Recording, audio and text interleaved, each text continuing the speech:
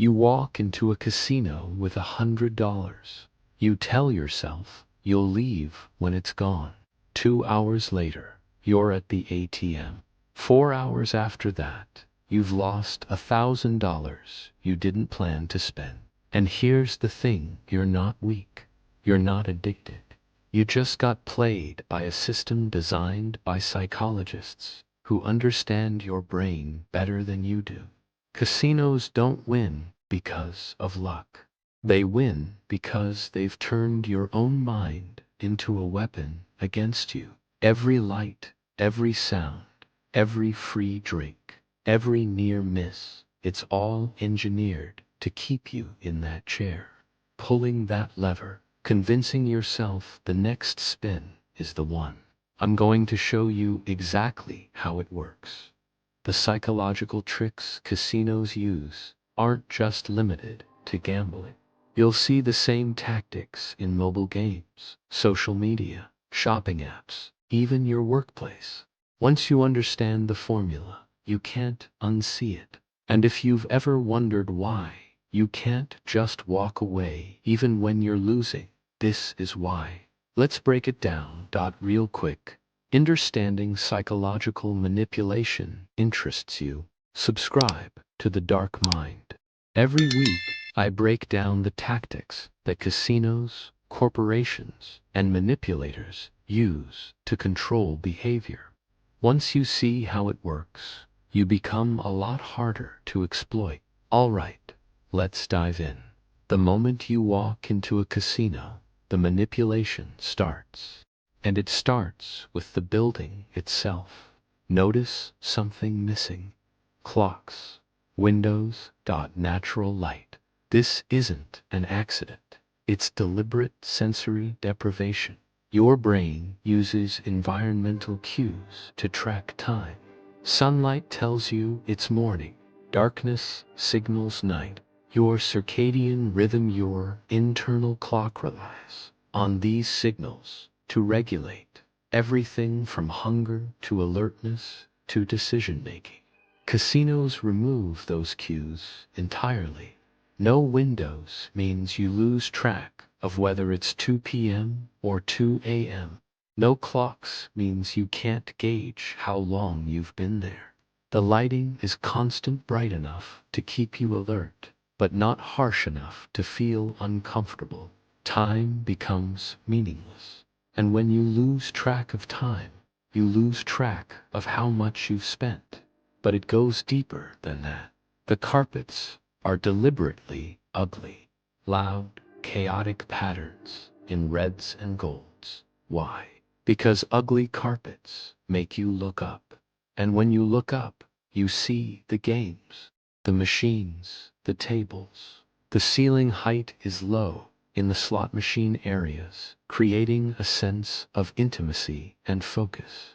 But the pathways are wide and winding, designed to make you pass as many games as possible on your way to anywhere.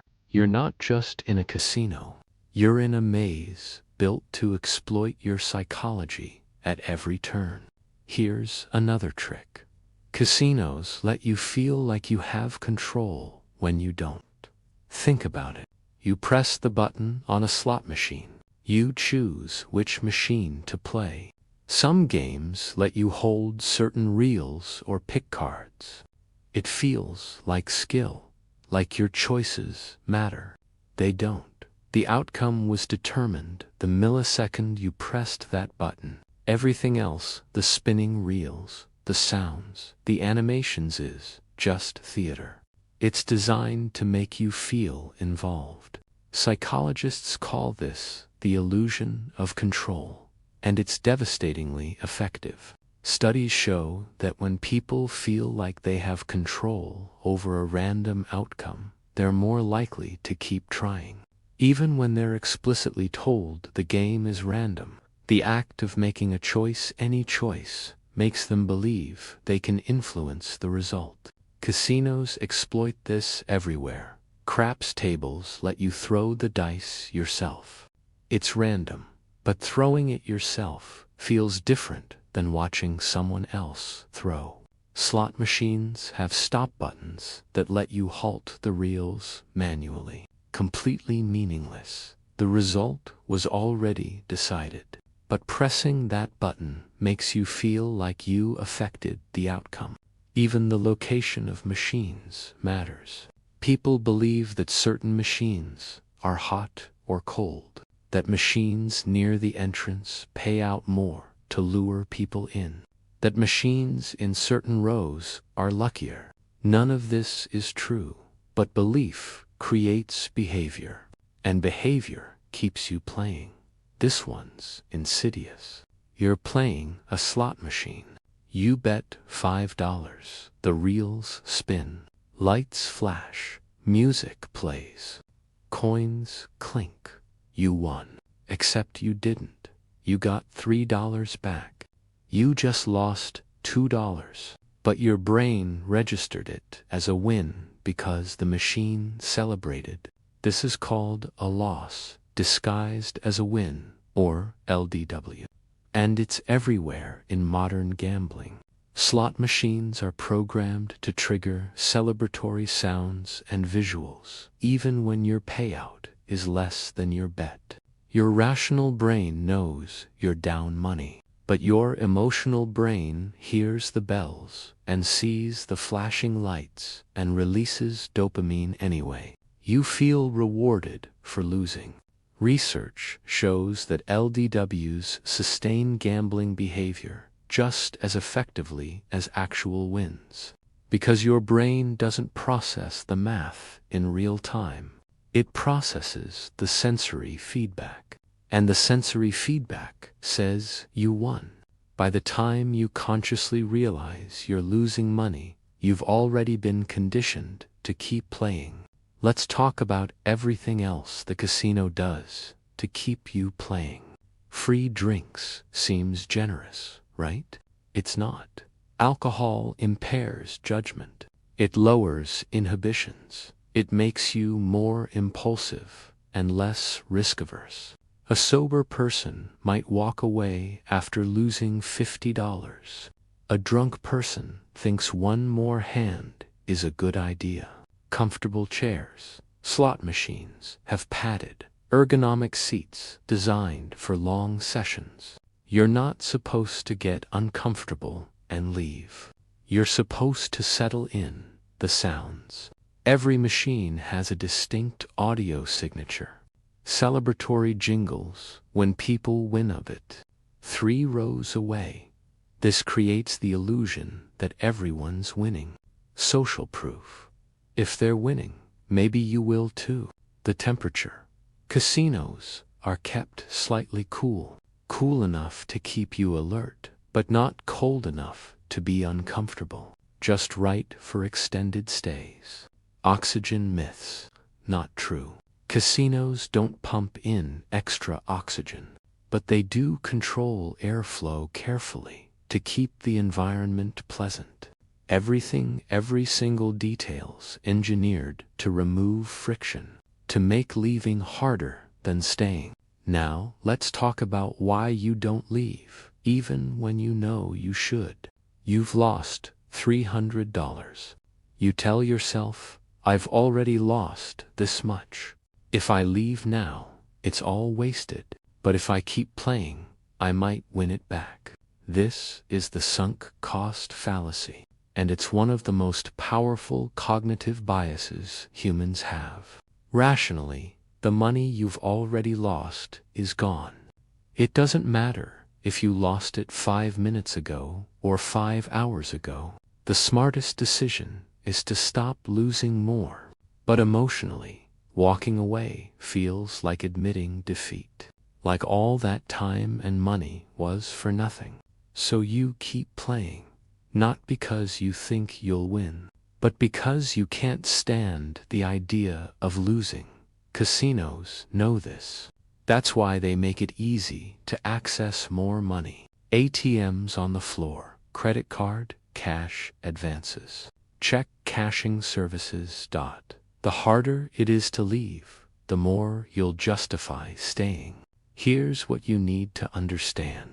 Casinos didn't invent these psychological tricks. they just weaponized them. You see the same tactics everywhere. Mobile games, free-to-play games use variable reward schedules in loot boxes. You never know what you'll get, so you keep opening them. Near misses keep you playing just one more round. Social media. Every time you refresh your feed, you're pulling a slot machine lever. Variable rewards. Sometimes there's something interesting, sometimes not, but you keep checking. Shopping apps, flash sales, limited time offers, only 2 left in stock. These create urgency and the illusion of scarcity. You're not buying because you need it. You're buying because your brain thinks you might lose the opportunity. Subscription services, free trials that you forget to cancel because there's no friction to staying subscribed. Leaving requires effort. Staying is passive. The formula is always the same. 1. Remove time cues. Binge watching removes natural stopping points. 2. Variable rewards. You never know when the next good post-episode item appears. 3. Illusion of control. You chose to click, so it feels voluntary. 4. Sunk cost. You've already invested time, money, so you keep going. Once you see the pattern, you'll recognize it everywhere. All right. Now you know how casinos manipulate your brain, and more importantly, you know how the same tactics show up in your daily life. The best defense against manipulation is awareness. You can't completely override these psychological triggers, they're hardwired, but you can recognize when they're being used on you. If this video opened your eyes to something you didn't fully understand before, subscribe to The Dark Mind. Every week, I break down the psychological tactics that companies, manipulators, and systems use to control behavior. The more you understand, the harder you are to exploit. And here's what I want to know: where have you noticed these casino tactics in your own life? Mobile games, social media, shopping apps. Or maybe you've actually experienced this in a real casino. Drop a comment, tell me which tactic you think is the most effective. I read every single one. And honestly, some of the best insights come from you guys. Stay aware, stay skeptical, and I'll see you in the next one.